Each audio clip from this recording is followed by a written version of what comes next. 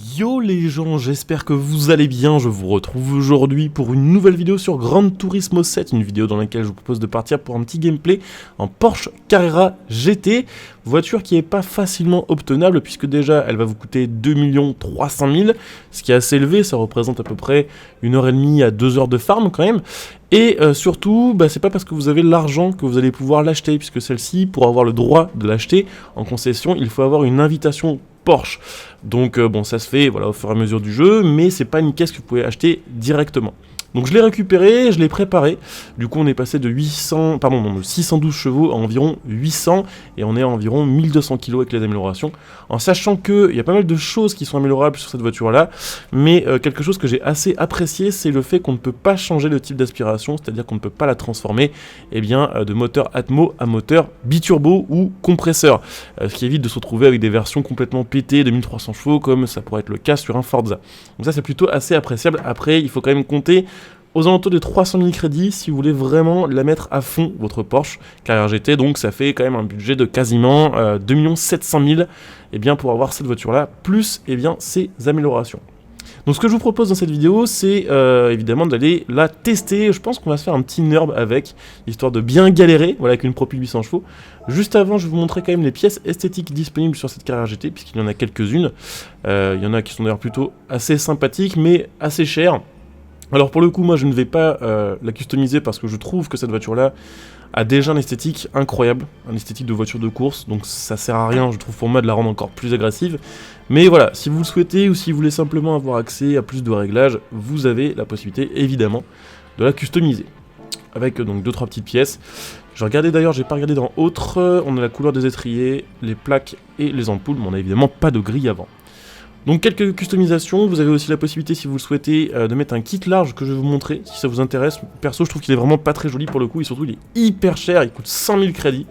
Mais voilà, si vous en avez envie, c'est dispo. Voilà, donc là aussi pour la préparation esthétique, si vous voulez vraiment la mettre en full custom, faut compter un bon petit 150 000 je pense. Donc une caisse qui est loin d'être bon marché, clairement, après on s'en doute. Donc voilà, ce que je vous propose, c'est évidemment d'aller lancer une petite course sur le NURB. Alors je vais voir si on trouve une course qui est appropriée, sinon on sera un contre-la-montre. Donc c'est parti avec notre petite Porsche Carrera GT, en sachant que pour l'instant on va la rouler en SCT à 2. On baissera je pense au fur et à mesure de l'épreuve, parce que à mon avis ce genre de caisse, 800 chevaux en Atmo sur les roues arrière, sur une caisse qui est très basse, très plate, qui fait 1100 kg, c'est un coup à se retrouver vraiment en PLS toute la course, à se battre contre la voiture. Donc on verra ça au fur et à mesure de l'épreuve. Déjà si on arrive à rattraper les autres. Et puis on verra. Donc une voiture qui a vraiment une dinguerie pour le coup avec son V10 5 litres 7.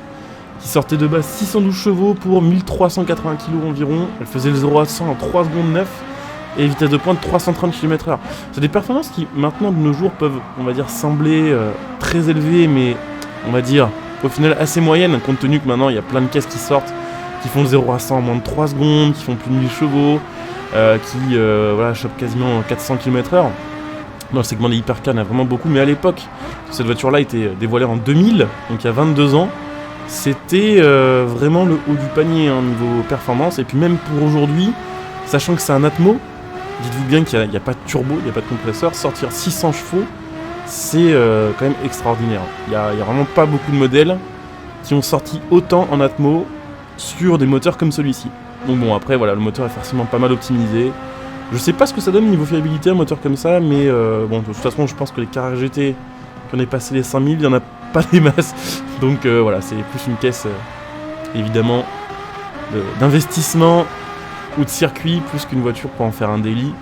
Tous les témoignages qu'on peut trouver de toute façon sur des gens qui roulent en vrai en Carrera GT trouvent que c'est une voiture qui est absolument horrible à conduire, enfin qui est incroyable pour les sensations, qui est incroyable pour le design, pour le son, mais qui est absolument inconduisible au quotidien, beaucoup trop dangereuse, beaucoup trop dure à conduire, mince. Et puis voilà, de toute façon, qui a envie de rouler avec ça au quotidien, c'est juste pas possible. Donc voilà, un missile, mais clairement plus adapté au final au circuit que à la route. Le son est d'ailleurs pas mal du tout, je suis en train de me dire ça. Le son est plus qualitatif par exemple que sur Forza Horizon 5. Sur Forza Horizon 5, la Carrera GT fait vraiment partie malheureusement des voitures qui ont un son un petit peu raté. Alors que elle fait partie pourtant des voitures, je pense, les plus attendues au niveau des sons. Les V10, il n'y en a pas beaucoup en vrai, on n'a pas eu des masses, des bagnoles en V10. On peut citer quoi? On peut citer la Viper, on peut citer ça, la LFA, la M560, la GTA Spano, mais elle utilise un moteur de Viper. Évidemment, bon, du côté de chez Lamborghini et de chez Audi, la R8 et bon, tout ce qui va être Huracan et Gallardo. Mais à part ça, des V10, on n'a vraiment pas eu beaucoup. Du coup, c'est des moteurs qui font un son qui est connu en fait. Et du coup, c'est vraiment le genre de caisse sur lesquelles un joueur peut vraiment, on va dire, juger un jeu. Et c'est vrai que sur Horizon 5, le son est pas super. Sur GT7, ça va, il est pas mal. Après là, elle est quand même améliorée, on est en échappement course et tout. Peut-être qu'en échappement full stock, elle aurait sonné un petit peu différemment. Je suppose un peu plus fermé au niveau du son. Mais bon, c'est pas très grave. Puisque là, de toute façon, avec les améliorations, on peut libérer. Donc ça, c'est plutôt cool. On va tenter de passer en SCT1 pour voir. On a un petit peu d'avance sur nos adversaires. Si au pire on se plante, on devrait quand même pouvoir se remettre droit. Ouais, déjà, la conduite, c'est autre chose. On dirait que vous passez du SC2 à SC1. Sur ce genre de voiture, vous sentez directement que les accélérations sont pas les mêmes. J'ose pas imaginer en SCT0. On testera peut-être en fin d'épreuve si on a, on va dire, allez, 10-15 secondes d'avance. Histoire de voir un peu ce que ça peut donner. Mais déjà, là, c'est pas mal. C'est pas mal du tout. J'ai peut-être mis une boîte un peu longue, malheureusement. Oula, ok, d'accord, le SCT, je vois le délire. Ok, bon, on va peut-être pas le mettre en 0 en fait. Mais je sais plus ce que je voulais dire, mais en tout cas, voiture incroyable, qui est assez chère sur le jeu. Ah oui, c'est ça voilà, que je voulais dire, à l'époque, voilà, V10 de 5,7 litres, 612 chevaux, 0 à 100 en 3 secondes 9, c'était vraiment des performances de fou furieux. Je sais pas si je l'ai déjà dit, si j'en ai déjà parlé, parce que je vous avoue que j'essaie d'être concentré aussi sur les performances de la bagnole, sur la roulée, proprement. Et c'est vrai, voilà, que 330 km/h, 0 à 100 en 3 secondes 9, maintenant ça semble banal, mais à l'époque c'était vraiment terrible. Donc bon, voilà, une caisse de fou, malheureusement très rare, très chère évidemment. J'en ai jamais vu en vrai d'ailleurs, à part au Mondial de l'Auto de 2000, parce que c'est là qu'a été révélée cette voiture là, et j'y étais cette année là. J'ai fait 2 fois le Mondial de l'Auto, je l'ai fait l'année où il y a eu cette Porsche là, et l'année où il y a eu la M3 E46. Je crois que c'est 2 années différentes, je l'ai peut-être même fait une 3e année aux alentours de 2008, quelque chose comme ça. Et à l'époque en 2000, ouais, c'était assez marrant la façon dont elle avait été révélée, puisque ce modèle-là n'avait pas spécialement fuité. Bon, c'était connu depuis longtemps déjà que Porsche était en train de travailler sur un projet, on va dire, extrême, bien plus qu'une 911. Mais elle n'avait pas été dévoilée au grand public jusqu'au jour du début en fait, du Mondial de l'Auto. Où en fait, ce qu'a fait Porsche pour l'officialiser, c'est la faire rouler en vrai en fait. Et descendre le long des Champs-Élysées jusqu'au Louvre, si mes souvenirs sont bons. Et puis ensuite l'amener jusqu'au Mondial de l'Auto, et ça avait fait vraiment grand bruit quoi. Forcément tous les journalistes étaient hyper surpris, c'était une voiture absolument folle. Et c'était vraiment un excellent coup de pub pour cette voiture là, puisque déjà à l'époque ça avait fait grand bruit, et puis en plus de ça, perso je m'en rappelle quoi. Alors pourtant en 2000 j'avais 6 ans, mais je me rappelle que c'était vraiment la dinguerie quoi. C'était un des trucs les plus attendus. Donc voilà, au final en SCT1 on s'habitue. Est-ce qu'on passe en SCT0? Je ne sais pas. C'est un coup à tout perdre, on verra. Déjà, si on arrive à survivre, ce sera pas mal. Après, honnêtement, je m'attendais à ce qu'elle soit plus dure à conduire que ça. Alors après, je pense que c'est aussi parce qu'on a changé les gommes, qu'on est passé en gomme tendre, sport, pas course, sport. Du coup, bon, on a quand même un très très bon grip. Mais c'est vrai que je m'attendais à souffrir plus que ça encore. Bon, après, la course n'est pas finie, on a encore largement le temps de se planter. Et les freins sont vraiment forts, par contre, sont vraiment abusés. Alors après, on est en kit céramique. Mais ça freine pas pareil sur toutes les voitures, enfin en kit céramique, en kit extrême je veux dire. Ces freins là n'ont pas forcément, on va dire, la même efficience sur toutes les voitures. Et là pour le coup sur celle-ci elle a quand même un excellent freinage. Et elle est très stable aussi au freinage, même si je freine comme un porc en mode j'ai l'ABS alors que je l'ai pas. Ça freine pas mal. Oh là. Ah oui d'ailleurs voiture qui a apparemment une nouveauté sur Gran Turismo, c'est vrai que je comprenais pas trop pourquoi entre guillemets il y avait autant de gens qui me demandaient du gameplay sur la Carrera GT. Parce que effectivement c'est une caisse qui est légendaire, ok, mais on l'a sur beaucoup de jeux du coup bon. C'est en général pas forcément un modèle qui est très demandé sur d'autres jeux. Du coup voilà, je me demandais un peu what the fuck, mais en fait c'est parce que c'est une nouveauté sur Gran Turismo, apparemment on ne l'avait pas sur Gran Turismo Sport ni sur Gran Turismo 6. Du coup je comprends un peu mieux pourquoi. Et effectivement là j'ai claqué mes petits 2 300 000 là-dedans, et je pense que ça vaut le coup. En tout cas pour la collection déjà ça vaut le coup, puisque ça va toujours rapporter je sais plus genre 600 points de collecte, un truc comme ça, enfin c'est un peu abusé. Donc c'est parti, petite ligne droite, on va enfin pouvoir utiliser le 800 chevaux à fond.